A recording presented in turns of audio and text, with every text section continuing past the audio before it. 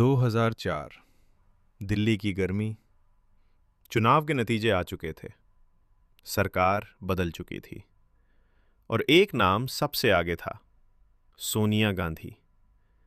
देश को लग रहा था अगला प्रधानमंत्री तय है। लेकिन तभी एक शब्द उभरा, फॉरेन ओरिजिन। विपक्ष ने सवाल उठाया, क्या भारत का प्रधानमंत्री विदेशी जन्म का हो सकता है?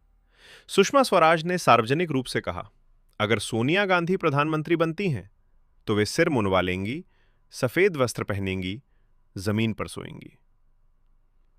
उमा भारती ने इसे राष्ट्रीय अस्मिता का प्रश्न बताया।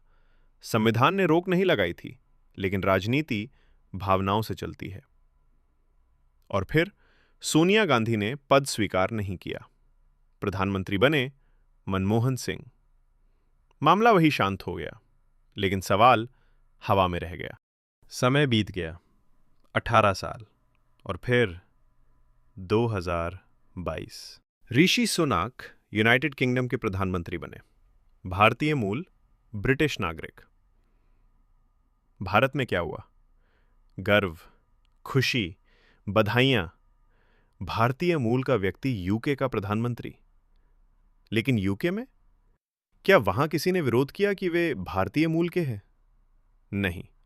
वहां चर्चा हुई आर्थिक नीतियों पर, पार्टी नेतृत्व पर, राजनीतिक दिशा पर, लेकिन मूल मुद्दा नहीं बना।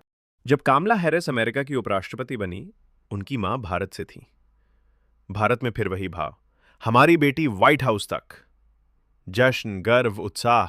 तो सवाल यह है, 2004 में हमने कहा विदेशी जन्म स्वीकार नहीं। 2022 में हमने कहा भारतीय मूल पर गर्व है। क्या यह विरोधाभास है या बस परिस्थितियां अलग थीं?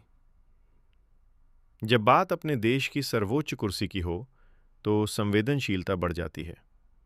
जब बात किसी और देश की हो तो भावनाएं गर्व में बदल जाती हैं। शायद सच्चाई बीच में कहीं है। लोकतंत्र में यादें भी राजनीति बन जाती हैं, और राजनीति हम सब की सोच से बनती है। सवाल किसी एक नेता का नहीं, सवाल हमारी सामूहिक सोच का है।